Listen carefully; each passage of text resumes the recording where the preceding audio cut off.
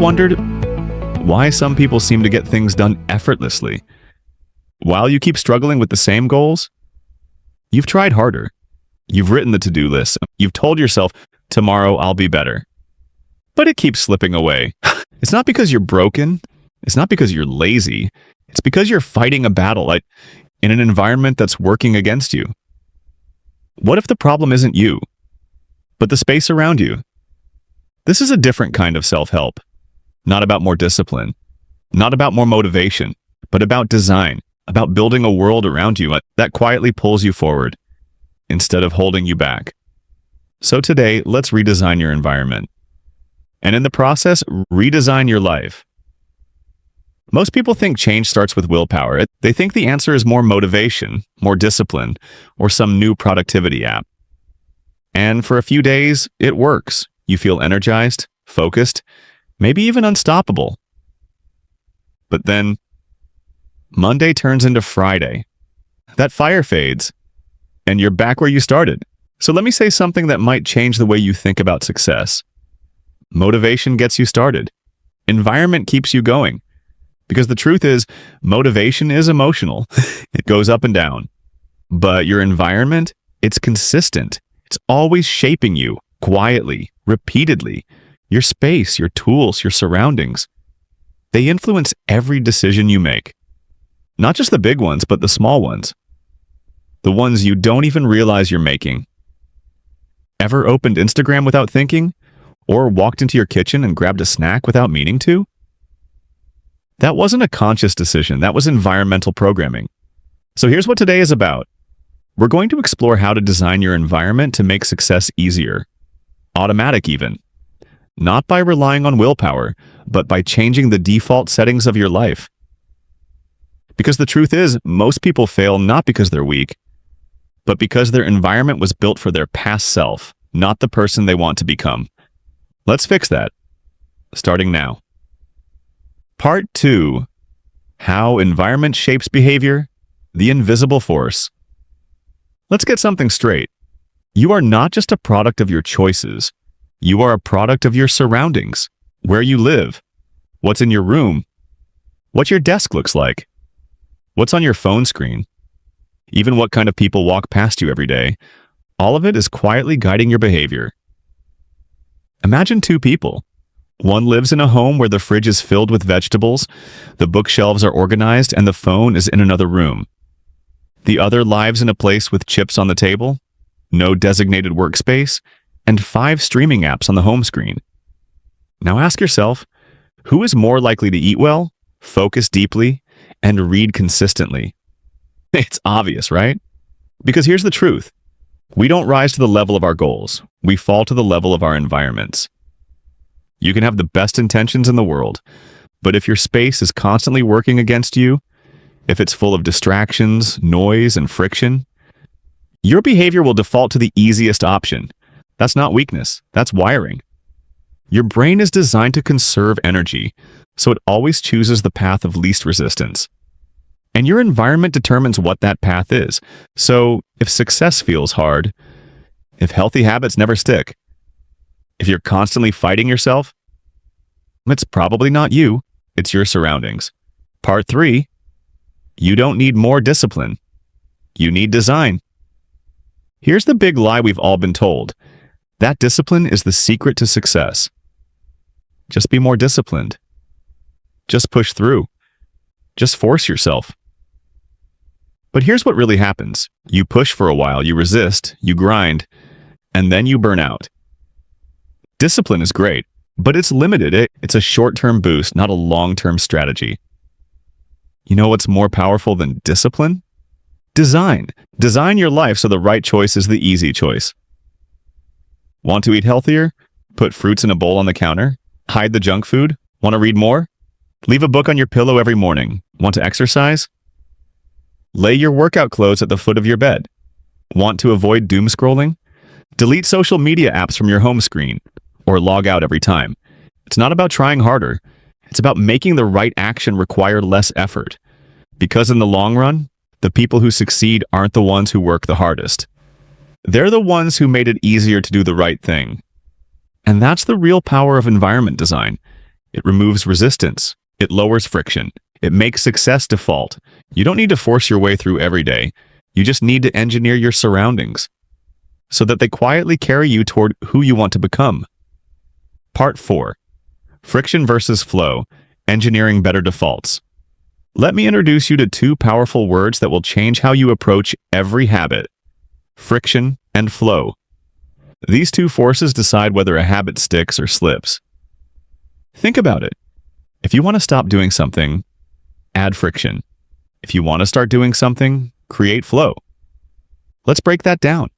Want to stop checking your phone every 5 minutes? Put it in another room while you work. Use grayscale mode to make it less attractive. Log out of apps after each use. Turn off notifications, or even delete the app completely. These are friction points. They don't block the action entirely, but they make it just annoying enough that you skip it. Now for flow. Want to build a morning journaling habit? Keep the journal on your desk, open. Use your favorite pen. Make your space calm, maybe a candle or some music. Pre-write your first sentence the night before. This creates momentum. It greases the wheels. It lowers resistance. Habits don't form because they're hard. They form because they're easy and repeated. And ease comes from environment. So here's the rule. For good habits, make them obvious, attractive, and frictionless. For bad habits, make them invisible, annoying, and out of reach.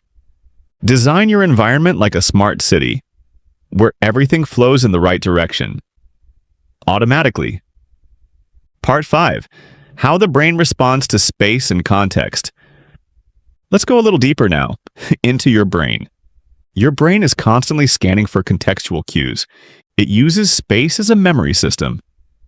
That's why certain places feel a certain way, why your bed makes you sleepy, why a coffee shop feels creative, why your childhood bedroom triggers old emotions. This is called context-dependent memory. Your brain ties certain behaviors to certain spaces, so if you always scroll social media at your desk, your brain will associate your desk with a distraction. Even when you want to focus, you'll feel restless. But if you do focused writing at the same table every morning, at the same time, with the same tea, your brain learns this is focus mode.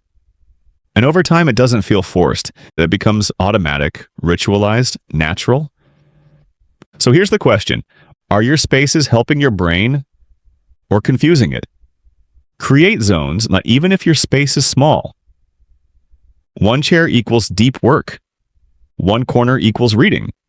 One mat on the floor equals stretching and silence. The physical structure becomes mental structure, and mental structure equals freedom to flow. Part 6. How to build micro habit zones, even in small spaces. You don't need a big house to build great habits. You need zones, not rooms. Even in a small apartment or studio, you can design multiple mental environments. Try this. Put a cushion in the corner. That's your meditation spot.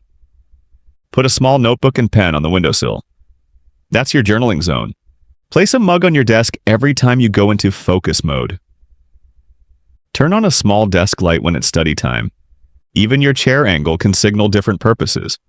These tiny environmental signals train your brain to shift roles. They're like costume changes for your space.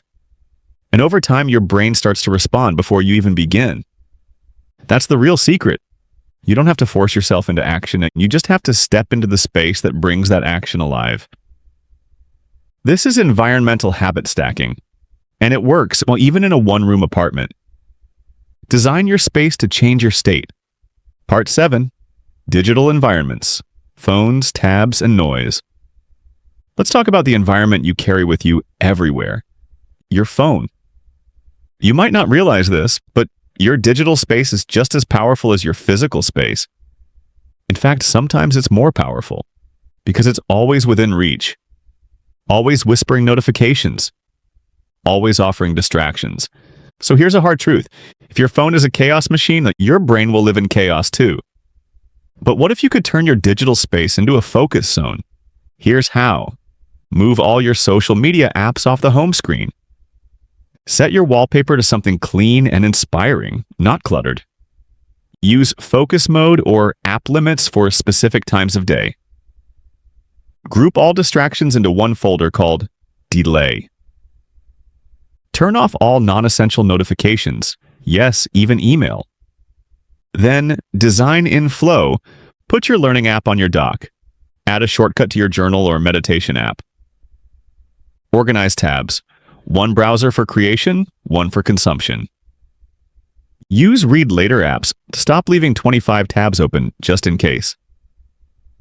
You don't need to delete everything. You just need to be intentional. Every tap is a trigger. Make sure it leads somewhere good, because when your digital space is calm, your mental space can finally breathe. Part 8. Emotional environment, light, sound, energy. Your environment isn't just about walls and furniture, it's also about how it makes you feel. Ask yourself, do I feel safe here? Do I feel focused in this space? Do I feel like myself? If the answer is no, then you don't need new goals. You need new energy. Start with light. Natural light boosts mood, improves sleep, and increases productivity. Open your blinds. Move your desk near a window. Use soft, warm lights at night. Then consider sound. Use sound to define your state. Silence for reflection. Lo-fi music for writing. Ambient cafe sounds for focus. Nature sounds for calm. Now, color and scent. Colors like blue and green promote calm. Yellow brings energy. Red can trigger alertness, but also anxiety. Scents like lavender calm the nervous system. Peppermint boosts alertness. Citrus lifts your mood. These are emotional design tools, and when used well, they make your space feel like a sanctuary. You don't need a bigger apartment. You need to change how your space feels. Because emotion equals energy, and energy equals action. Part 9. Environmental identity, who you become by design. Here's a deeper truth. Your environment isn't just a container for your life. It's a mirror of your identity. Look around right now. Everything you see, your desk, your bookshelf, your clothes, is telling a story. The question is it telling the story you want to live? If your space is full of clutter, your mind will reflect it. If your walls are blank, your dreams will feel far away. If your workspace is shared with your bed, your goals and rest will blur into each other. Now imagine this. You walk into a room, and every object whispers, "You are focused. You are capable. You follow through." That's not just decoration. That's identity reinforcement. Because when you see your space aligned with your future self, you start acting like that version of you. This is what James Clear calls environmental identity. You don't change by forcing new behavior. You change by living in a space that assumes you already are that person. So here's the exercise. Walk through your room like a stranger. What does it say about who lives here? Does it look like the room of someone who reads, trains, creates, leads? If not, change something. Not because you need to prove anything, but because your surroundings are always talking to you. Make sure they're saying something true. Part 10. Famous examples. How high performers engineer their space. Great performers don't rely on discipline. They rely on design. Let's take a look at a few examples. Steve Jobs. Jobs wore the same black turtleneck every day. Why? To remove decision fatigue. His environment, even his wardrobe, was designed to reduce friction and increase creative energy. His desk? Empty, because clutter distracts. And Jobs believed focus wasn't about doing more, but doing less better. Elon Musk. Musk once said, "You get what you optimize for." His offices aren't just tech-heavy. They're open, exposed, often brutalist, reflecting urgency, execution, speed. His design choices reinforce his values: move fast, solve hard problems, no fluff. Book James Clear, Atomic Habits. Clear's entire philosophy is, environment is the invisible hand that shapes behavior. He places his running shoes by the door, his guitar near the couch, books on every table, not for decoration, for activation, every object becomes a trigger for identity. Now, what do these people have in common? They don't design their environment to look good. They design it to serve their function, to reinforce who they want to be. And you can too. You don't need millions. You just need intention. Part 11, how to redesign your real room, step by step. All right, let's get practical. You've heard the ideas. Now let's build your own success environment. Here's a 7-step blueprint. 1. Choose your identity. Before changing anything, ask, who do I want to become? A focused learner? A healthy, disciplined person? A calm, grounded human? This identity will guide your design. 2. Audit your current space. Take photos of your room. Now look at them like a stranger. Ask, what behavior does this space promote? Distraction, clutter, comfort but not growth? Don't judge. Just observe. 3. Remove friction. Eliminate anything that slows you down. Move your phone out of reach. Hide your remote. Clear your desk of unnecessary items. Unsubscribe from noise. Simplify. 4. Add flow triggers. Add objects that invite the right action. A yoga mat in the corner. Journal next to your bed. Language book on your coffee table. A lamp that turns on only for work. Visual cues equals behavioral activation. 5. Design microzones. Even if you have one room, create purpose zones. Chair near window equals reading. Mat on floor equals meditation. Table lamp on equals writing time. Music on equals work begins. Your brain will learn these cues. 6. Control sensory inputs. Design with sound, calm, or silent. Light, bright for action, warm for rest. Smell. Peppermint equals alert. Lavender equals relaxed. Color. Green/blue equals peace. Yellow equals energy. Don't just decorate, engineer the energy. 7. Reinforce daily. Each night, reset the space. Put books back, close tabs. Lay out what you'll need tomorrow. Let your future self wake up to a space that whispers, "You're ready?" Part 12. Final challenge. Your environment audit. We're at the end. Now it's your turn. No more theory. No more waiting. Here's your 24-hour challenge. Take 3 photos of your current room or workspace. Write 1 sentence. What does this space say about me? Make 1 small change, something friction removing or flow creating. Stick with it for 7 days. Watch what happens. Because once you start shaping your environment, you'll notice something incredible. You stop relying on willpower. You stop waiting to feel ready. You just begin. Because the space is already guiding you, nudging you, supporting you, becoming the quiet partner in your transformation. You're not lazy. You're just not supported. Yet. So create support. Build your identity into your space. And let success become something that happens. Not because you force it, but because you designed it. This is your life. Design it like you mean it.